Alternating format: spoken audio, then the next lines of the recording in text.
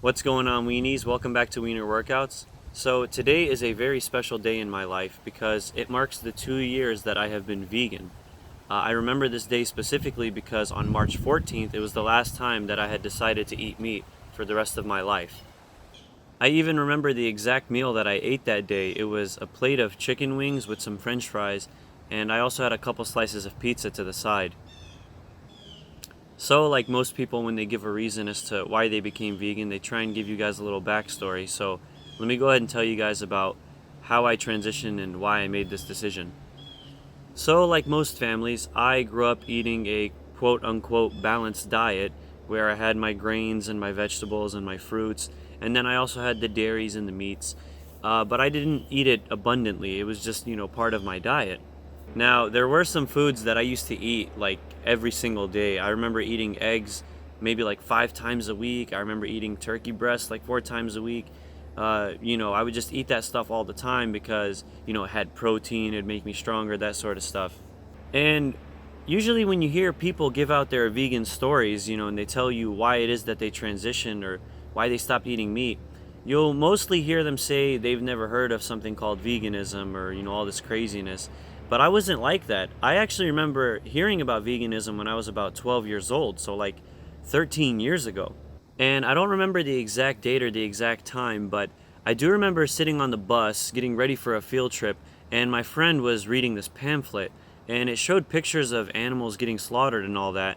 And I'm like, why are you reading that? And he goes, oh, because I'm vegan. So I'm like, what's vegan? And he says, oh, basically somebody that doesn't consume any animal products. And I'm like, wait, so you don't eat any meat? The usual questions.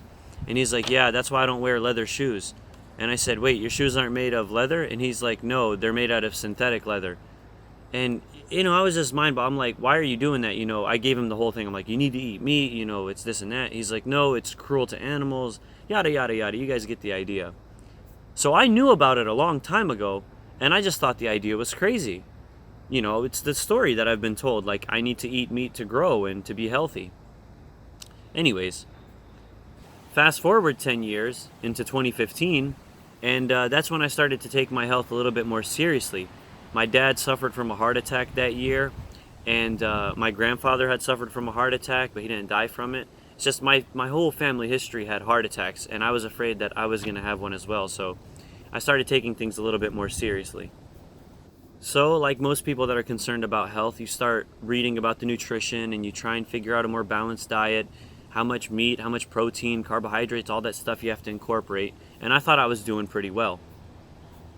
Move forward later into that year of 2015, and these YouTube videos started showing up in my recommended feed. Worst of the fitness industry, Elliot Hulse. That really pissed me off because I used to idolize Elliot Hulse. Worst of the fitness industry, Arnold Schwarzenegger. I mean, all of these bodybuilders and powerlifters I would look up to, and here's this guy demonizing them. Like most people, I guess, I would say I was ignorant. I brushed him off. I really didn't care what he had to say. I listened to those people as if what they said was holy doctrine, and I paid him no mind. But I gotta give the guy credit because the more I began to watch him, the more I began to realize, like, hey, this guy knows what he's talking about. I mean, he's been doing the research, he's been citing scholarly articles. I actually read those articles and I'm saying, wait a second, you're curing heart disease on a vegan diet? There's no way. So I do the digging on my own. For the record, Vegan Gains wasn't the reason that I went vegan, although he had a huge impact on my life as to why I did become vegan. Well, I guess that's sort of besides the point, but I just thought it was important for you guys to know that. Don't think for one second that the reason I went vegan was because of the animals. Like, I had no care at all. I was mainly concerned with myself. I said, I want to be vegan because it's the healthiest diet out there. Here's all this medical research that says it'll be beneficial to you. You can live longer, all that stuff. That's the reason I became vegan, was for my own health. It's kind of funny because I was kind of like slowly transitioning into veganism without me actually knowing it. I remember being really into weightlifting back then. I listened to all the bro scientists. They say, take whey protein powder. You need all this protein. So that's what I did. I would take, protein shakes every day. I wouldn't feel great afterward, but, they said you had to do it to gain muscle, whatever. So the whey protein wasn't really cutting it for me. And I said, you know what, let me try my other options. Let's see what else is out there. So then I started investing in plant proteins because they had labels that said no soy, They said things like no GMO. They said things like no lactose. I'm like, hey, you know what? I'm hooked. It's the same price. There's none of those, added preservatives or whatever. This stuff might be better for me. So I started taking it. I still didn't feel 100% even after taking the plant protein powders. It just wasn't cutting it for me either. So then I said, you know what? Let's try something else. After a month of trying that protein powder, I said to myself, you know what? Let me do an experiment. Let me see what it would be like if I had no dairy or meat for 1 week. I started eating more of those healthy foods than I did from before, like your broccoli and carrots and cucumbers. I would eat a lot more than I did. And surprisingly, after 2 days of that week experiment, I had all this freaking energy. Like, it was insane. A week prior to the not eating meat experiment, I remember doing like a set of push-ups, and I always struggled, right? I would do like 20 push-ups and I would struggle doing it. And then 2 days after I started like cutting meat and dairy out, and I started doing push-ups, my goodness, I was literally bouncing off the freaking floor. I was able to do 20 push-ups with ease. So then I said, let me do some more. And I'm just like feeling so good about it. And I'm like, you know what? I got to read more into this, because the more vegetables I ate, the more energy I got. So I began watching the YouTube videos, and what they were saying was pretty honest and insightful, but they said the same thing. I mean, they'd always recommend the same medical professionals like Dr. Michael Greger, Dr. Caldwell Esselstyn, Dr. Kim Williams, right? They would also promote the same documentaries, and they say, oh, you need to go watch Earthlings, you need to go watch Cowspiracy. And I'm just like, I watch them. It really didn't make a difference in my life. I mean, yeah, it's sad. Okay, they're slaughtering and they're killing all these animals, but that stuff happens in the Middle East all the time. I've seen it happen before. It wasn't really that much for me. It really didn't make a difference.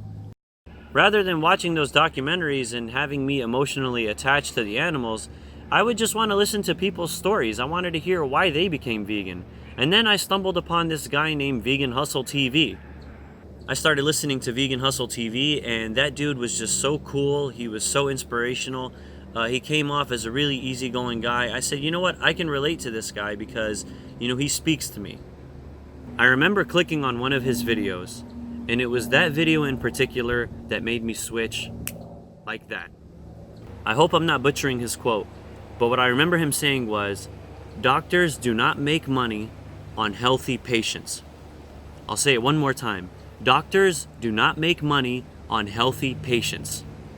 I mean, what he said made 100% complete sense in my head.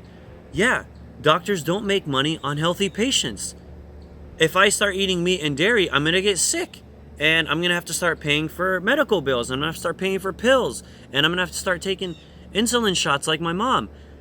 No, I don't want that to happen. I don't want to pay him a single penny for my sickness. I want to heal myself based on the foods that Mother Earth gave to me. Oh my God. It's like I'm thinking about it now, and I'm just thinking like, God, I'm so freaking pissed at these doctors because they're like scamming us. They're telling you, eat meat. Oh yeah, it's good for you. Oh, it'll make you. And I'm listening, and I'm thinking in my head, like, yeah, he's right. Doctors, they're telling you, oh, you need to eat meat. Oh, you'll get healthy. Oh, this and that. Oh, it's okay if you have junk food. Like, what kind of doctor tells you that? Oh, I get it. A selfish, greedy one. One that wants to make money. Man, I'm so pissed. All right, let me just calm down for a second. So, again, it was because of that I became vegan. I didn't like the idea of having somebody put me through this vicious cycle of take these pills. Okay, come back, you need some more pills. I'm like, I wasn't okay with that idea. I wanted to live a healthy, clean, free, no visits to the doctor kind of life. So, I had my plate of chicken wings, I had my french fries and my pizza, and I said, that is the last time I'm going to touch meat for the rest of my life. And March 15th of 2016, I became vegan. I started eating healthier foods. I started going to the grocery store and throwing away all my crap. It was cold turkey. I mean, I just went 100% complete vegan. I threw away my toothpaste. I mean, you name it. You know what I mean? It's kind of sad because even today, my journey of veganism wasn't 100% satisfactory either, because I remember starting off for about 5 or 6 months doing it right. I was eating healthy foods. I was, riding my bike. I was doing a lot more pull-ups than I could do now. But then I started eating junk food because they say that, potato chips and Oreos and all that sort of crap is vegan. So I said, oh, it's okay to cheat once in a while.